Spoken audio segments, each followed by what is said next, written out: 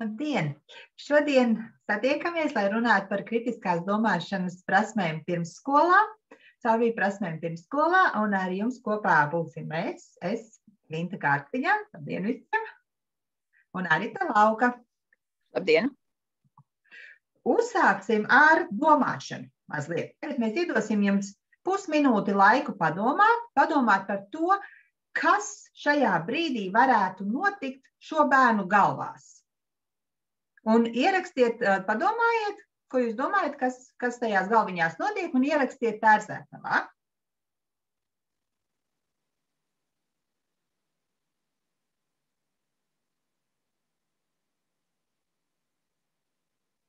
Es ceru, ka ierakstījāt. Ja vēl jāpabeidz teikums, pabeidziet. Tērzētavā arī visa šī pasākuma webināra laikā rakstiet savus jautājumus, savus komentārus. Ja jums ir ko piebilst, ja ir kādi jautājumi par citām tēmām, rakstiet, jūs varat rakstīt uz info@skola2030.lv e-pastu un centīsimies atbildēt uz jautājumiem. Webināra laikā arī centīsimies atbildēt, iespējams uz kādu atbildēsim pēc tam, jo nevienmēr var visu uzreiz momentā atcerēties un pateikt. Šī webināra mērķis mums ir saprast, kā skolotājs var palīdzēt bērnam attīstīt kritiskās domāšanas caurvīju prasmes.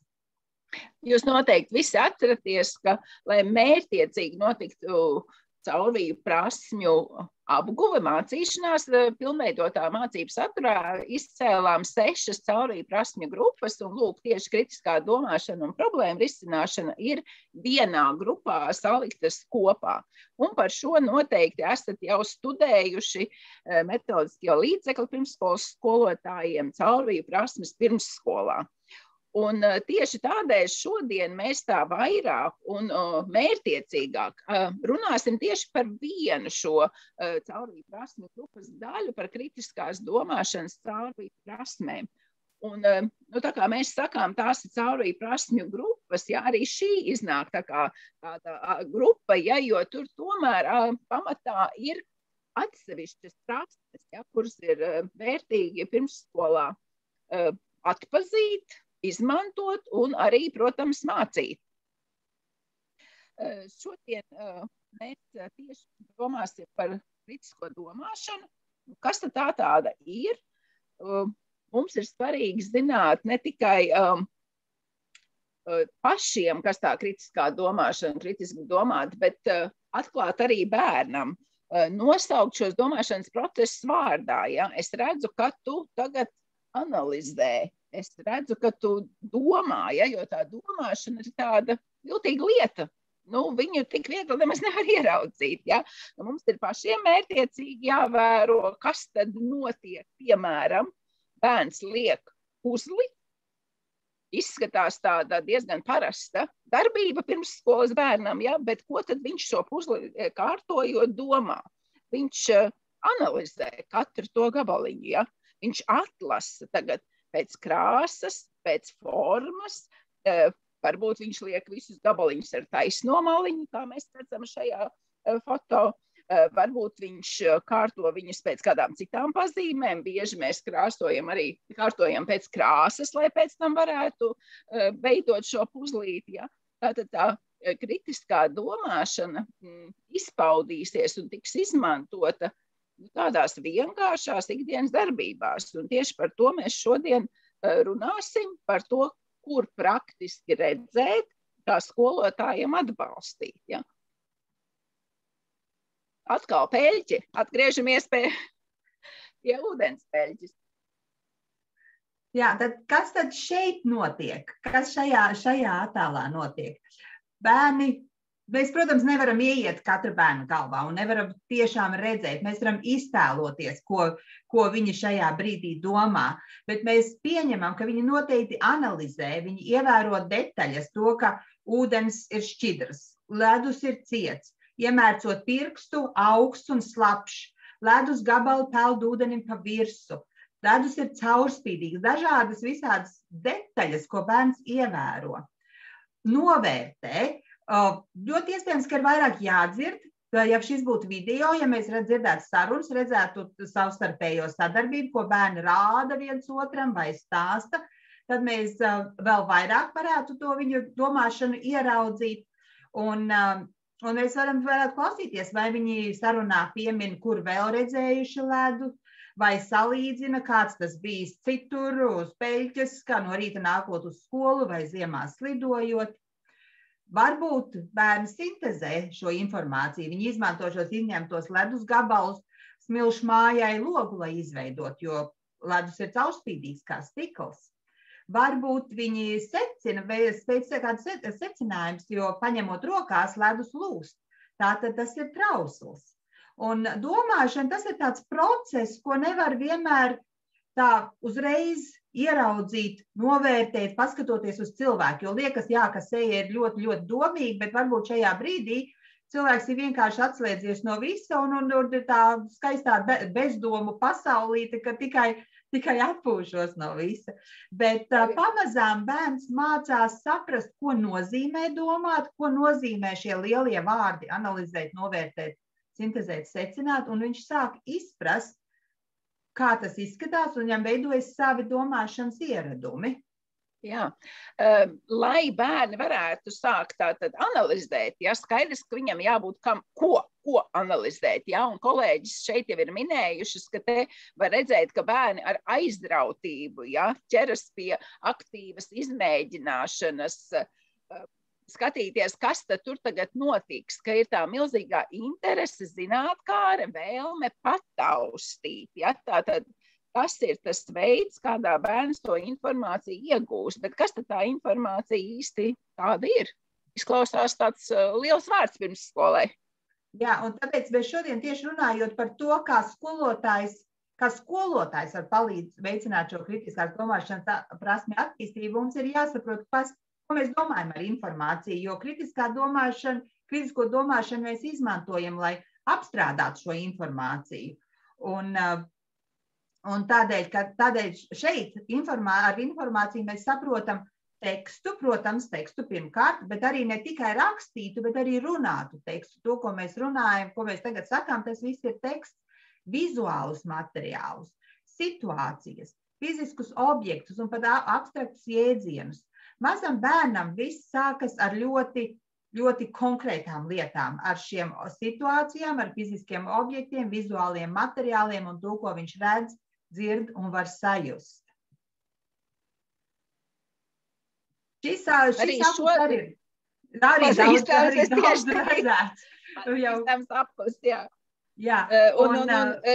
Tas ir veids, kā skolotājs domā par to savu darbību, tāpēc, man liekas, kurš webinārs, kurā mēs šo apli neizmantojam, ja, lai aktualizētu to, kur tad ir tā mūsu daļa, kur ir tās mūsu darbības, ja, un tas, kā šeit bērniem pirmkārt bija iespēja, ja, pašiem ievākt to informāciju, dabūt, un tad sākt jau, to konstruēšanu, ja, caur to kritisko domāšanu un analīzi.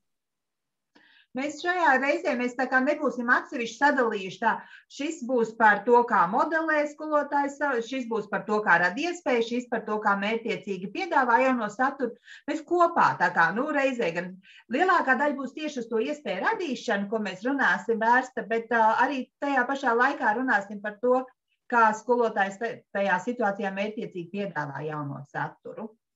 Šeit būs vairākas lietas, jā, kā skolotājs, teiksim, rada tās iespējas, jā, un tāpēc mēs aktualizēsim to, ka skolotājiem bieži arī jāmēģina vairāk paklusēt, jā, dot to iespēju, dot laiku, jautāt, bet kādus tad jautājumus īsti uzdot, jā, un dot arī laiku domāšanai. Man liekas, mums ar Gintu arī nemaz tik viegli nebija tās 30 sekundes pagaidīt, kad mēs aicinājām jūs domāt, jo mums gribas visu laiku stāstīt, runāt un aktīvi, tā teikt, arī verbāli darboties.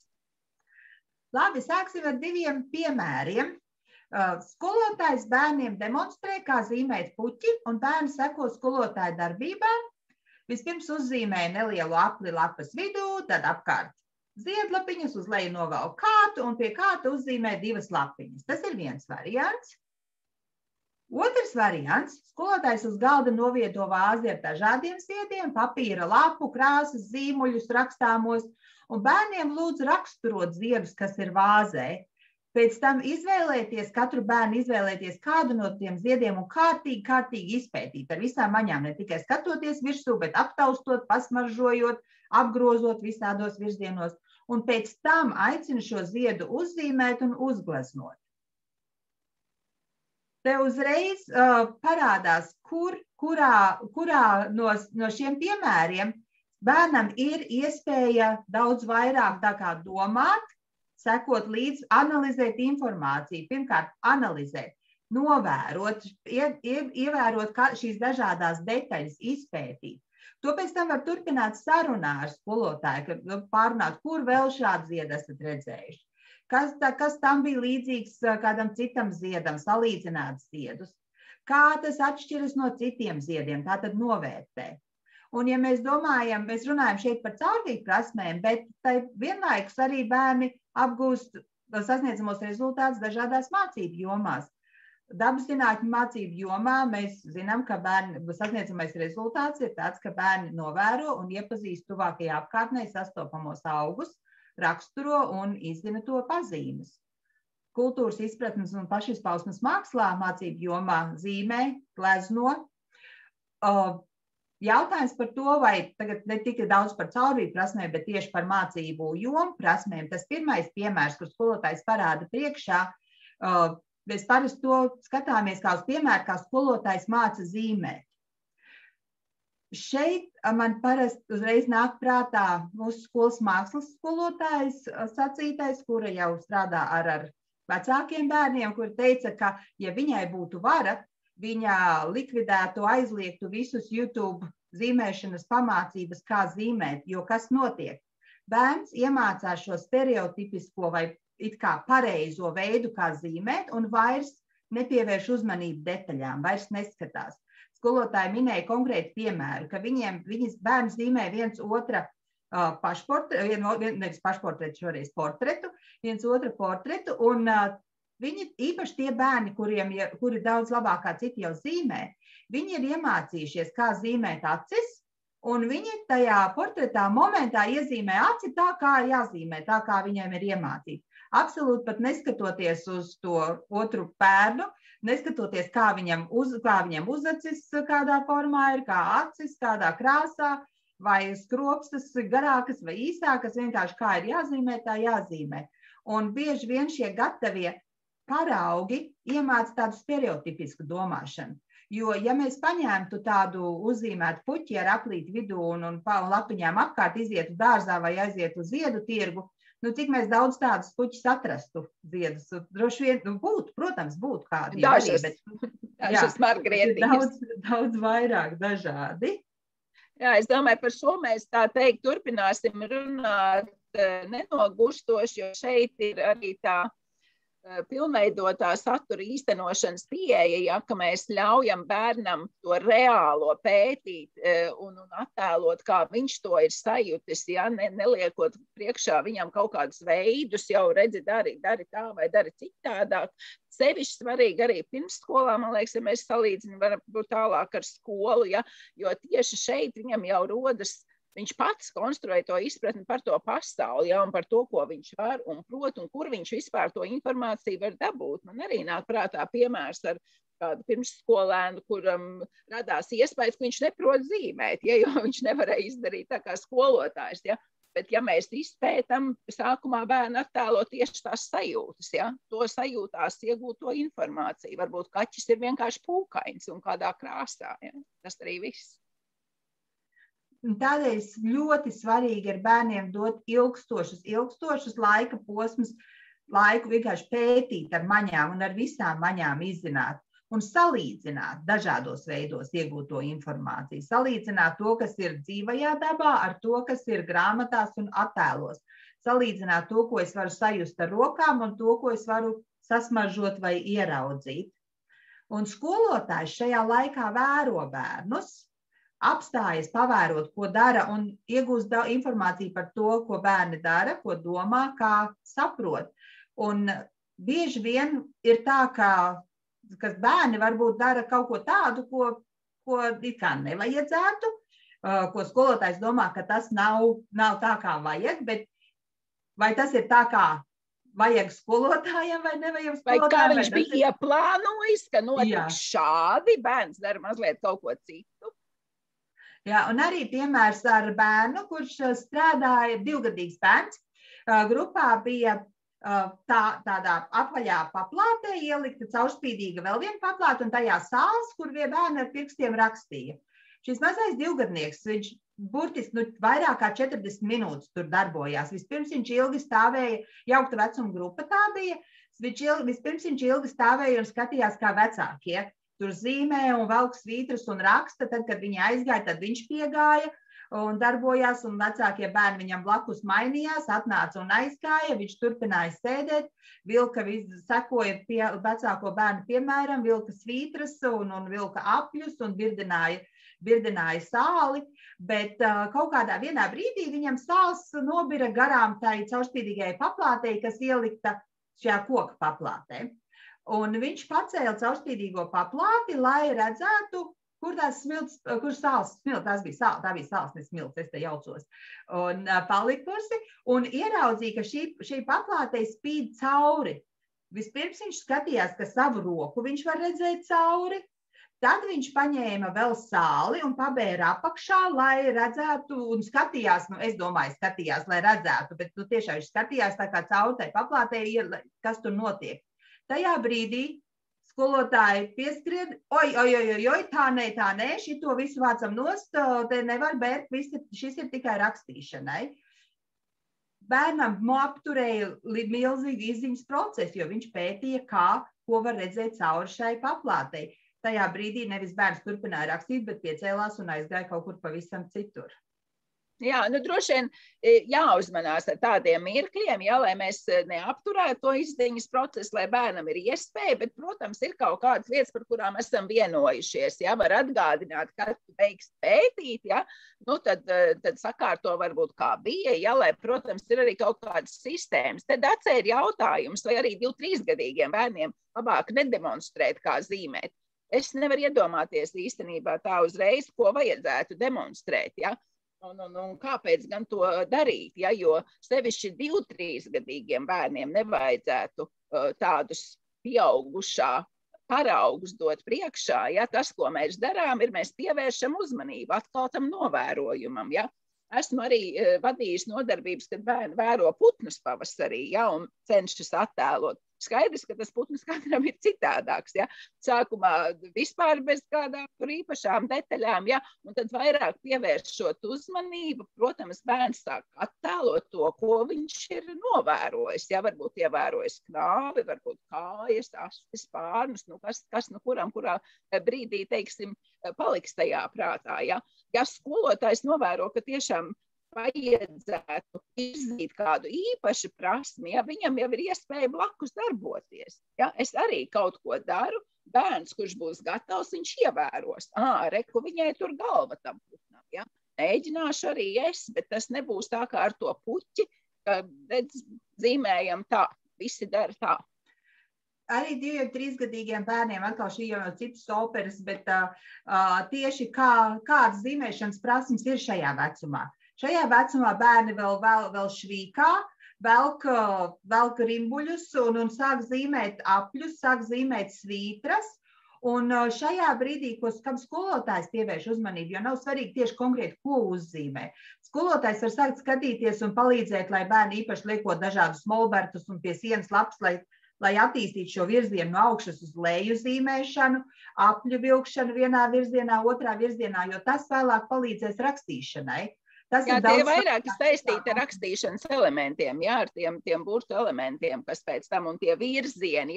Palasām programmu, tur tiešām ir izcelts, ka mazajā vecumā ir laukumu klāšana, ir dažāda virziena maiņa, ir lielas darbības, un te neiet runa aušrota par to, ka te būs kādi mākslinieki. Bērni jau paši ievēros, ko dara skolotājs tur blakus, ko dara citi bērni. Patiesībā tur tāda īpaša uzmanība. Kad viņi ir gatavi, viņi ievēro, bet tas, ko mēs virzām, ir, lai viņi attēlo tā, kā viņi to redz un sajūt, prot to, ko viņi patiešām ir novērojuši. Un atgriežoties pie programmas, dabas zinību mācību jomā mums ir sasniedzamais rezultāts, ka izmantojot maņas, bērni iepazīst iežus un ūdeņus. Tātad šajā attēlā, ja viņiem ir ļoti ilgs laiks darboties ar visādām, ar smiltīm, ar akmeņiem, ar ūdeni, viņi sasniedz programmā paredzēto rezultātu. Un svarīgi atcerēties, ka viņi ar visām maņām, ne tikai ar redzi un dzirdi, ne tikai klausoties un skatoties, bet tiešām ar sajūtām, ar tausti, attīst šīs prasmes izzināt, iegūt informāciju. Atceramies atkal, tas ir viss par informācijas iegūšanu. Un runājot arī atkal par to, kas ir vēlāk svarīgs lasīšanai, īpaši lasīšanai, rakstīšanai, ir šī skaņu izzināšana. Tieši mēs bieži bērniem dodam pētīt dabas materiālus un mākslas materiālus, bet nevienmēr viņiem ir iespēja pētīt skaņu, jo tas arī var būt traucējoši diezgan, ja klasē uztais milzīgu trāderīdi ar dažādiem instrumentiem un trokšņiem. Bet tad ir arī tagad dažādi tie klusinātie instrumenti pieejami, metāla un koka, dažādas bungas, kuras gribot nevar lielu troksni uztaisīt, kuriem tā skaņa ir tāda matēta un patīkama un pat nomierinoša. Pirms mēs dodamies tālāk nākamajā uzdevumā vēl par zīmēšanu, jā, tātad kā tad ar trafaretiem un kā ar krāsojamām lapām. Ja izmantojot trafaretu, kurš bērns pats ir izvēlējies, ja mēs zinām, ka ir dažādas formas, ja viņš mācās apvilkt.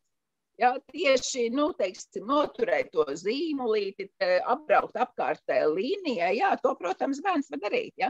Varbūt viņš ievēros un sāks stāstīt, ko tad viņš te ievērojas, kas tas tāds ir, varbūt tas ir putns atkal vai kuģītis vai kas cits, ja. Bet tas nebūs veids, kā varbūt mēs viņam konkrēti tieši mācīsim. Tas atkal būs viņš, kurš analizēs, ja es valku tā, tad man iznāk tāda līnija, ja viņš vingrinās to prasmi. Arī krāsojamām lapām nav nevaina, bērni mācās koncentrēties, ja mācās attēlot, tikai atcerēsimies, ka tā ir bērna izvēle, ja mēs piedāvājam bērns izvēles, un arī krāsojamām lapām nav viens veids, kā tās krāsot, ja. Nevienmēr mazajiem būtu galvenais uzdevums palikt iekšā līnijās, ja, un krāsot tikai vienā virzienā. Par krāsojumām lapām ir daudz dažādas lietas. Es esmu daudz lasījusi par to. Gan ir svarīgi arī, kādas tās krāsojumās lapas mēs izvēlamies. Mēs arī pieaugušie krāsojam mandalas, arī lai nomierinātos, lai savāktos, bet ja tam bērnam ir visu laiku priekšā krāsojumās lapas arī tādā pašā veidā pasaka it kā to pareizo veidu, kā zīmēt zaķi, lāci, kaķi. Un arī šīs lapas bērnam dod to ziņu, ka ja viņš pats mēģina uzzīmēt, protams, viņam nesanāk tā kā tajā krāsojumā lapā, un tas bērnam dod to ziņu, ka es neprotu zīmēt, jo man nesanāk tā kā tajā lapā. Jo tādēļ skatoties, ko mēs gribam panākt. Ja mēs gribam, lai bērns ar šo krāsojamo lapu trenējas krāsot laukumā, nepārējot pāri līnijām, viņš tikpat labi to var darīt savā zīmējumā. Mazam bērnam, kurš pārsvarā tikai vienā krāsā pāršvīkās pāri tai lapai, kas visbiežāk notiek, arī kāda jēga no tās lapas nekāda nav. Ja mums tagad pēkšņi vajag kaut ko īpašu ar krāsojumām lapām darīt, vai bērns ir izvēlējies un viņam vajag, lai viņam pašam vajag tam savam mieram, tai savai labizjūtai, lai viņš varētu justies, ka viņš jūtas ērti, lai krāso, bet ne tā, lai tas būtu tas galvenais grupā. Un arī mēs patiesībā cenšamies krāsojumās lapas nedot, jo, protams, bērni pie viņām pievelkas, viņi grib viņas krāsot. Bet līdz ar to nāk arī tie visi citi blakus efekti ar to, ko viņi sāk domāt par saviem zīmējumiem. Varam iet uz nākamo piemēru, vai ir vēl kādi jautājumi? Ejam. Tā. Šeit arī 2 piemēri. Lielā grozā ir dažādi dabas materiāli, turpat blakus ir vairāk mazi groziņi, Uz katru no tiem ir attēls un uzraksts, kas tajā jāliek, piemēram, oļi, čiekuri, kociņi, kastaņi, zīles, un skolotāja bērns aicina sašķirot dabas materiālus. Caurviju prasmju materiālā ir tabula, pielikums, mēs viņu vēlāk parādīsim, kur ir tāda kā piemēri, kā attīstās caurviju prasmes. Un šī ir viena no caurviju prasmēm, ka bērns kārto objektu skolotāju piedāvātājās kategorijās. Arī izlasīs otru. Lielā grozā ir dažādi dabas materiāli, un turpat blakus ir vairāki mazi groziņi, un skolotāji bērniem paskaidro, ka šo grozu vajadzēs atdot saimniekam, un tāpēc vajadzētu sašķirot dabas materiālus mazajos groziņos tā, lai visi zina, kurš groziņš ir kur materiāla mājas. Un savukārt šis ir sasniedzamais rezultāts, ka bērns kārto objektus paši izvēlētās kategorijās un vēl skaidro, pēc kādām pazīmēm viņš ir sagrupējis. It kā tad, ja mēs skatāmies tabulā, tie tā kā secīgi sasniedzamie rezultāti, ka vispirms bērns kārto objektus skolotāju piedāvātās kategorijās un pēc tam paši izvēlētās kategorijās. Uzdodot šādu bērniem uzdevumu, bērniem zinot, kāpēc viņi to dara, viņi dara, lai telpu sakārtotu un katrai mantai atrastu savu vietu, skolotājs patiesībā nav jāuzdod tieši šādā secībā. Var kā pirmo piedāvāt bērniem kārtot objektus paši izvēlētās kategorijās, un līdz ar to skolotājs var novērtēt, veikt diagnostiskojošo vērtēšanu gan caurviju prasmēs, gan reizē arī matemātikas mācību jomas sasniedzamajā rezultātā, kur bērni grupē priekšmetu pēc vienas vai vairākām pazīmēm. Un skolotājs vērojot, ko bērni darīs, var novērtēt, vai viņi savieto līdzīgos materiālus. Varbūt bērni vienkārši pieber vienu no groziem un pēc tam nākamo ar visu tur jukām. Un pēc tam, kad skolotājiem nākamais solis ir citā reizē piedāvāt bērniem savas kategorijas. Tātad mērķtiecīgi virzīt šo prasmju attīstību. Ja viņi paši nešķiro, tad skolotājs piedāvā, parāda, kā to var izdarīt. Ka mēs izdomājam, šeit liksim to, šeit to, šeit to. Prasme novērtēt un pēc tam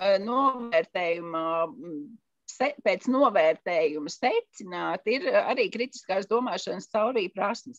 Un mēs atkal varam saistīt ar dažādām mācību jomām. Piemēram, sportā. Jā, ļoti svarīgi, ka bērni praši iemācās novērtēt, kritiski izvērtēt, ja, kur būtu droši pārvietoties, un tas ir arī sasniedzamais rezultāts veselības mācību jomā. Ja. Pārvarēt šķēršļus dažādā veidā. Atkal bērns izmēģina un sastopoties ar šķērsli, viņš jau zinās, toreiz bija tā, varbūt es šoreiz izvēlēšos kādu citu pārvietošanos veidu. Un šeit ir arī svarīga skolotāja loma, tas ir tas brīdis, kad mēs varam bērnu mācīt, izvērtēt šo situāciju, atbildot sev uz jautājumiem. Vai tu jau esi bijis līdzīgā situācijā, kā tu toreiz rīkojies, kā tu varētu pārbaudīt, cik drošs vai slidens ir šis koks, kur, piemēram, bērni tagad taisās iet pāri.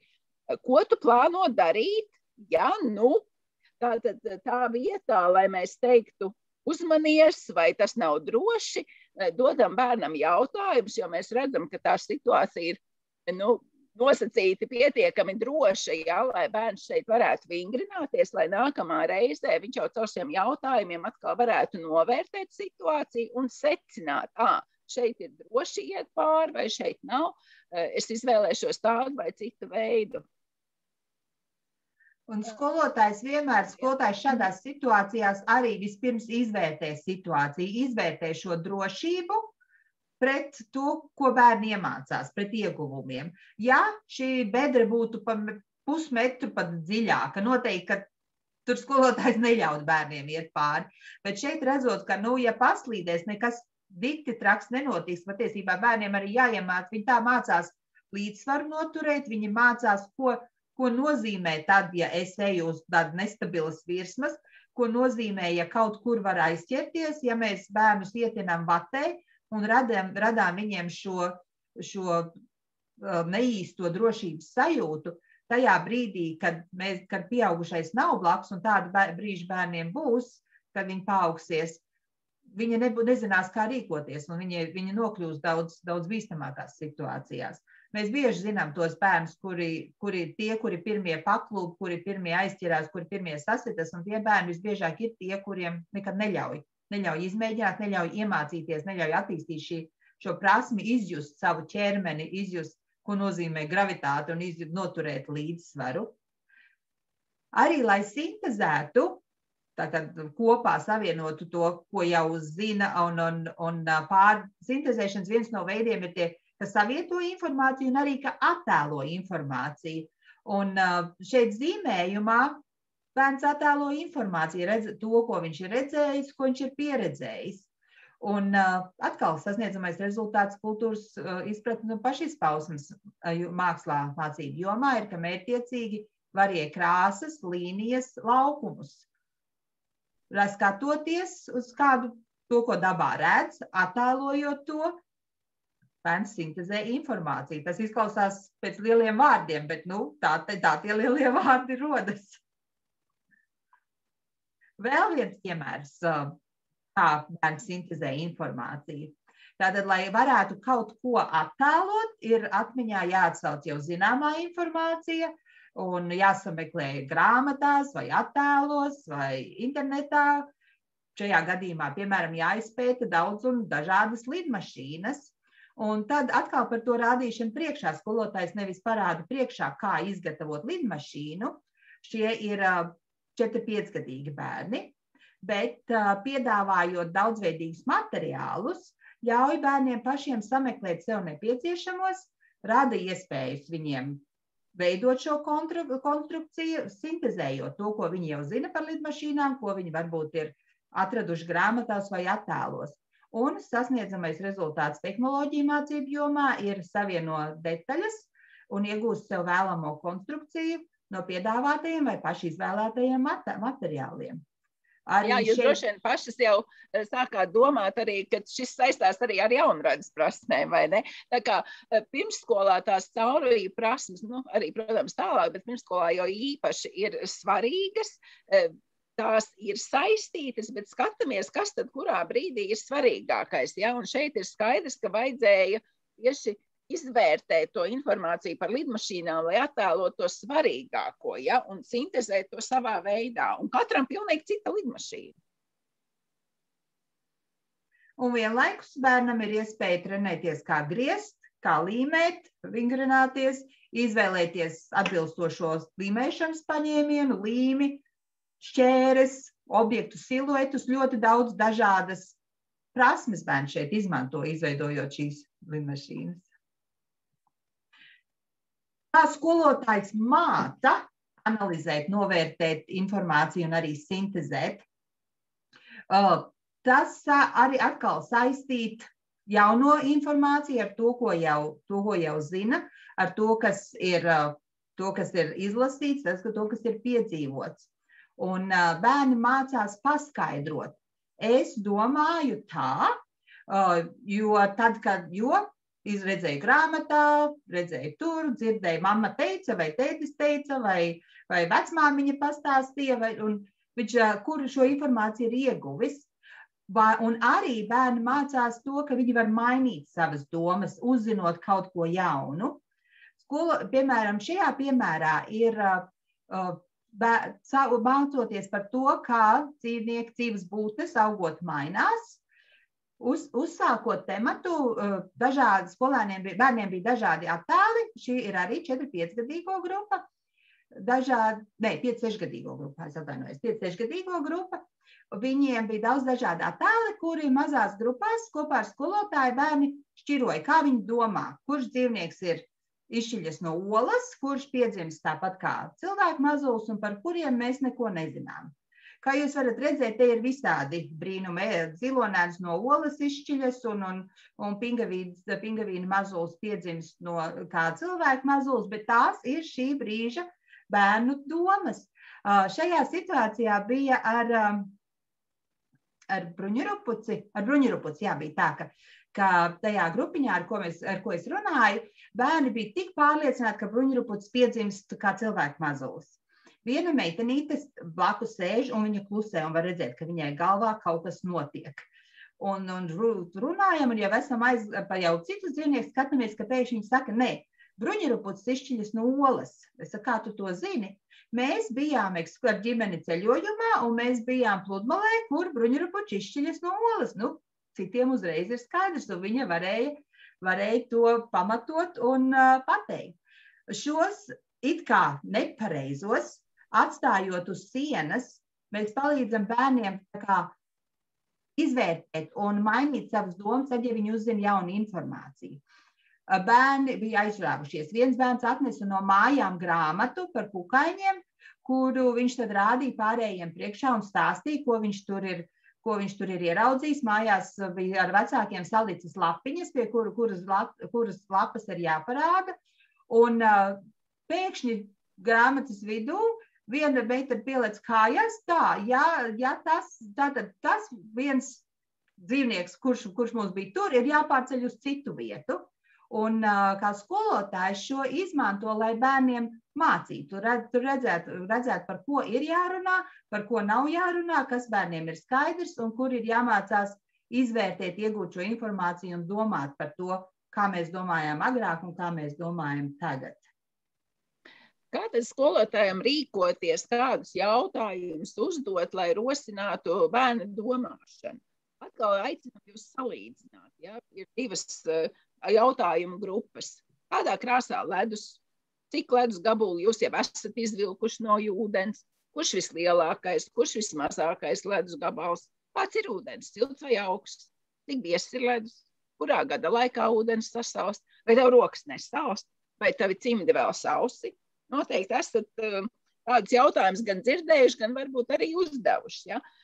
Padomājam, kādas tad tur būs tās atbildes un cik ilgi un kāda domāšana tur nepieciešama, lai bērns atbildētu. Un tad otra grupa ir mazliet citādāk. Kā tu domā, kādēļ ledus gabals salūza? Kā varētu izmantot šos ledus gabals? Kāpēc šeit ir gan ūdens, gan ledus? Kā šī peļķa varētu izskatīties rīt?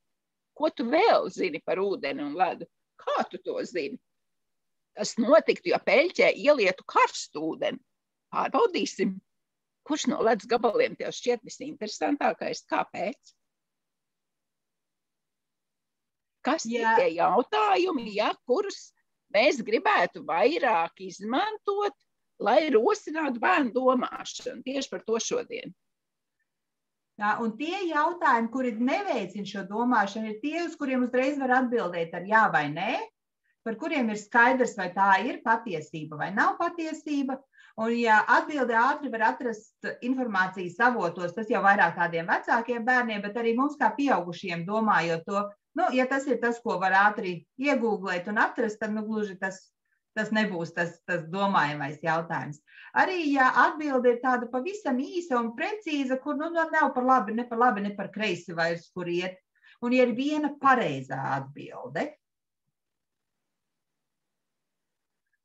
Un tad ir otra jautājuma grupa, šie izaicinošie jautājumi, kuri veicina domāšanu, tie ir plašāki, atvērtāki, viņi ir radoši, viņi rosina domāt un izzināt, rada citus jautājumus, var izraisīt diskusijas un debates. Tos var uzdot atkārtot, vai temata, vai pat ilgākā laikā, varbūt pat visā mācību gadu laikā, jo atbildes mainīsies, mainoties izpratnei. Jautājumu, kur atbildēšanai nepieciešams pamatojums un pierādījumi. Jautājumi, uz kuriem atbildes var mainīties, padziļinoties izpratnei. Daži piemēri mums ir no šīs grāmatas, tā ir gan angļu valodā grāmata, bet mēs pārtulkojām, kas ir ļoti tāda laba grāmatiņa ar dažādiem tieši jautājumiem, kur viņi ir raksturoti kā jautājumi, kuri liks tev apstāties un padomāt par ikdienišķām lietām. Piemērs, vai balta lapa ir tukšāka nekā melna papīra lapa? Vai var sarunāties ar neredzamu draugu? Vai mākoņi ir debesīs, virs debesīm vai zem debesīm? Kādā krāsā būtu tīģeris, ja tas pazaudētu svītras? Vai izslēdzot gaismu, siena maina krāsu? Vai delfīni ir priecīgāki nekā govis? Vai vairāk ir nākotnes vai pagātnes? Vai tu vari pieskarties vējam? Kur paliek vārdi, kad tos esi sadzirdējis? Vai tu labāk gribētu spārnas vai 4 kājas? Trenēsimies atkal.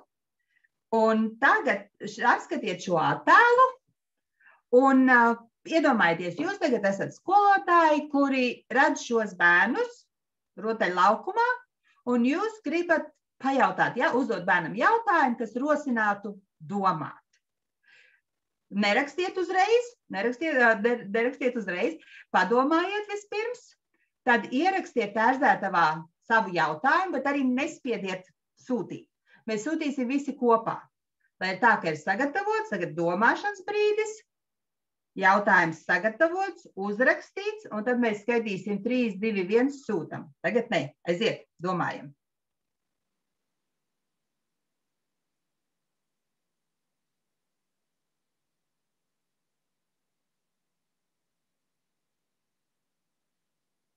Tagad rakstām.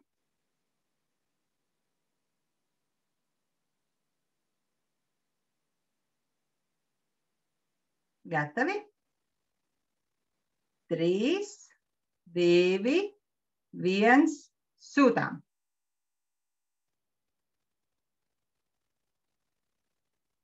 Kamēr dalībnieki domāja, man radās jautājums, kāda katram bija tā sajūta, vai tās 30 sekundes ir ilgs laiks, vai varbūt gluži pretēji pārāk īss, lai to varētu izdarīt, to darbiņu. Uzdot vienkārši jautājumu. Laiks tāds relatīvs jēdziens, vai ne? Tieši par laiku runājot, ir daudz dažādu pētījumu par to, cik ir laiks nepieciešams, lai domātu. Tātad, un šajos, tās nav mūsu zināšanas, to mēs atradām pētījumos, ka bērnam nepieciešama 1 līdz 3 sekundes, lai atbildētu vienkāršs jautājums, kur atbildes ir jāatceras, 4 līdz 6 sekundes, ja nepieciešams kaut ko izskaidrot, apvienot informāciju, 6 līdz 10 sekundes sarežģītākus jautājumus, kuros nepieciešams izdomāt atbildi. Un par šīm 30 sekundēm arī, tas ir pētījums, kad izlasīšu, radošās domāšanas konsultants Get Gast materiālā efektīvas jautājumu uzdošanas un sarunas klasē raksta, ka grūtākus jautājumus dažiem bērniem paiet līdz pat 10 sekundēm, līdz viņi vispār sāk par to domāt. Un 30 sekundes ir vidējais ilgums, kāds parasti nepieciešams, lai bērni noformulētu atbildi un sagatavotos atbildēt. Un tiešām domājot par to, kā mēs arī kā pieaugušie, kā arī teica, interesanti, kāds jums bija sajūtas. Es zinu, ka es arī webināros un semināros vispirms pagaidu. Var jau būt, ka kāds cits atbildēs, man nemaz nevajadzēs. Un tad, kad šis laiks iet uz priekšu, tad iestājas tāds brīdis, jā, varbūt arī tomēr man jāpieslēdzas un jāsāk domāt un jāraksta. Es aicinu tagad visus arī izlasīt, protams, tās citu kolēģu jautājumus, lai iedvesmotos, kā tad mēs varam bērnus uzrunāt, ne tikai pajautāt, vai ūdens silts vai augsts, bet, piemēram, kas dzīvo debesīs, jo droši vien tur atspoguļojas tās debesis. Ko tu vēlies tur izpētīt? Kā atšķiras ūdens spainī un peļķē? Ko dara kukaiņu lietas laikā? Vai viss peļķis ūdeni varēs saliet spainī? Ko jūs vispār tur pētāt? Kāds izskatījās ūdens? Ļoti labi. Atkal par jautājumiem, un šis bez komentāriem. Tik parasti skolotāji vidēji dod laiku atbildēji. 0,7 līdz 1,4 sekundes. Cerams, ka mēs tā nedarīsim vairs. Un es zinu, kā es pati pagājušajā gadā, tad, kad bija attālinātā mācīšanās, trenējos ar vienu bērnu, tiešām dot laiku domāšanai. Jo sarunājoties es uzdot bērnam jautājumu, klusums. sēžu, gaidu, klusums ilgi, vairs nevaru izturēt, es sāku kaut ko teikt, un tajā brīdī, kad es kaut ko sāku teikt, tajā brīdī arī bērns runā, un tagad ne es esmu dzirdējis viņa atbildi, viņš dzirdējis manu nākamo jautājumu, bija jāsaka, oi, piedod, pasaki vēlreiz lūdzu, un tiešām laiks bija vajadzīgs. Jā, un tas ir atkal kaut kas, par ko mums ir jāpadomā, kādu mēs veidojam to domāšanas kultūru savā grupiņā, ka mēs dodam to laiku, ja, un ka nav obligāti uzreiz jāizpilda tas klusuma brīdis, ka mēs iemācamies viņu izturēt, ka mēs arī zinām tos bērnus, kuriem uzreiz jau būs tas jautājums, un kur atbildēs uz visiem jautājumiem uzreiz, ja, ka dodam viņam atkal kaut kādu citu uzdevumu, lai tie, kuriem ir tas laiks vajadzīgs, lai viņi varētu padomāt, viņi varētu iedziļināties, ja, un paši mēs ieturam to pauzi. Jo tie bērni, visiem grupā ir tie bērni, kuriem momentā ir atbildes un kur sauc visiem pāri. Un šiem bērniem īpaši ir jāmācās veltīt laiku mazliet padomāšanai. Pirmkārt, viņu pašu dēļ, jo mums arī vienmēr ne pirmā tas, kas pirmais prātā un uz mēles ir ārā tas pats labākais. Un ir īpaši citu dēļ, jo tad ja citiem kāds kaut ko pasaka priekšā, viņu domas uzreiz tiek izslaucītas no galvas. Mēs skolotājiem uztaisījām eksperimentu pat šādu, kā es ar kolēģi sarunāju, kā uzdevu skolotājiem jautājumu, un viņa momentā pateica atbildi. Un tad mēs esam prasījām godīgi skolotājiem pateikt, kuriem galvā ir kaut kas cits vēl bez tās atbildes, un bija tikai daži no visiem. Un pēc tam, kad devām arī laiku domāt, tad bija ļoti daudz un dažādas atbildes. Tā kā, paeksperimentējiet ar kolēģiem kopā. Jā, īstenībā tas saistās arī to, ko mēs par to paraugu runājām, ja? Ka tikko ir paraugs, ja, tā mēs uzreiz no tā ietekmējamies, lai arī mēs to negribētu, ja, nedomā par rozā ziloni, un vienīgais, par ko domā, ir rozā zilonis. Ja? Tā kā mēģinām radīt to iespēju katram patiešām konstruēt to izpratni, ja, novērot, analizēt, secināt pašam, un tur būs arī tā zināšana konstruēšana, ja, ka tā ir iespēja bērnam tajā laikā tiešām iedziļināties un pašam jau kaut ko secināt. Un šis laiks ir jādod ne tikai domāšanai, vispār bērnam darboties, jo mēs zinām, ka bērns mācās darbībā ar personīgās pieredzes palīdzību. Tādēļ viņam ir vajadzīgs ilgstošs laiks, lai darītu lietas, lai pētītu, lai izzinātu, lai aizrautos, lai iedziļinātos un lai varētu domāt par to, ko viņš dara. Un vēlreiz varbūt izcelt tieši to modelēšanu, tas kāds skolotāji arī jautā, ko tad īsti nozīmē modelēšana. Tā ir tā skolotāja rīcība, ka viņš to dara. Ja? Tad es domāju, bet tā kā bērni to nevienmēr var redzēt, ja? Tad es arī mutiski pasaku, ko tad es te īsti tagad domāju, ko es novēroju, kādu informāciju es analizēju. Ja?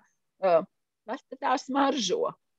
Tātad es ar maņām esmu iegūst kaut kādu informāciju, un es sāku analizēt, tātad domāt, ja, interesanti, kāpēc šodien grupā ir tik karsts. Ja, mēs pirmkārt ne tikai modelējam, mēs jau arī iesaistam bērnus tajā domāšanā. Ja. Es kaut ko daru varbūt arī savam skolotāju darbam, ja, piemēram, lai atzīmētu, kur bērni dosies uz katru nodarbību, es paņemu sarakstu ar bērnu vārdiem, ja, un tagad pretī atzīmēšu, kurš iet kurā dienā. Tādas darbības, kuras mēs it kā varbūt veicam ikdienā, mums liekas, kas tad bērniem no tā, ja, bet demonstrējot, ko es te daru un kā es šobrīd domāju, bērni noskatīsies to labo domāšanas praksi. Tas būs tas labais špikers, ja?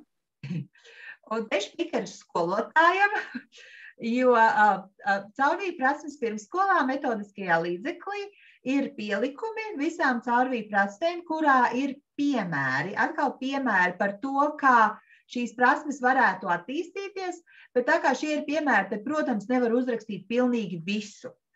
Šīs ir daži tā kā, lai varētu saprast apmēram, kā šī attīstība notiek. Mēs jau šeit runājām par to, kā par to šķirošanu skolotāja un paša izvēlētajās kategorijās. Arī, mēs šeit apzināti nelikām vecumus klāt, jo, piemēram, ja kaut vai tas ir 4-gadīgs, 5-gadīgs bērns, kuram nav bijusi iespēja skaidrot pašam savu domu gaitu, viņš vai viņam atbildēt, vai novērtēt un pateikt to, ko viņš ir novērojis, viņam būs jāsāk no tā mazākā, no tā paša mazākā gala, un nevar no viņa sagaidīt to, ka jau viņš varēs tur visu sašķirot un sakārtot un izdarīt tā, kā varbūt 4-5-gadīgs bērns cits varētu. Jā, un arī tas droši vien temps, ja kādā ātrumā, ja mēs attīstām tās prasmes, arī atšķirsties dažādiem bērniem. Ja? Protams, mēs atbalstam katru, bet nesagaidām, ka tas notiek vienādi. Jā, bet, protams, to var izmantot šo sācis apgūt sadaļu, skatīties uz tiem pašiem mazākajiem, uz 2-gadniekiem, un tad pēc tam apgūst padziļināti, apmēram jau ir, to sagaida no pašiem vecākiem vai no 1. klases bērniem. Apmēram tā progresija, bet nevajadzētu pieķerties obligāti kādam konkrētam vecumam. Jā, sasniedzamais rezultāts pirms, ko beidzot ir apguvis, bet kur katrs tiks, to jau dzīve rādīs. Šajā materiālā pielikumā ir 2 lapas, šeit ir tikai, lai nebūtu pārāk daudz uz ekrāna, nav šī secināšanas daļa, neparādās ekrāna, bet metodiskajā materiālā to jūs varat atrast. Un atgriežamies atpakaļ pie Peļķes atkal. Es gribētu jūs aicināt padomāt par to, vai jums ir mainījušās domas par to, kas notiek bērnu galvās šajā attēlā.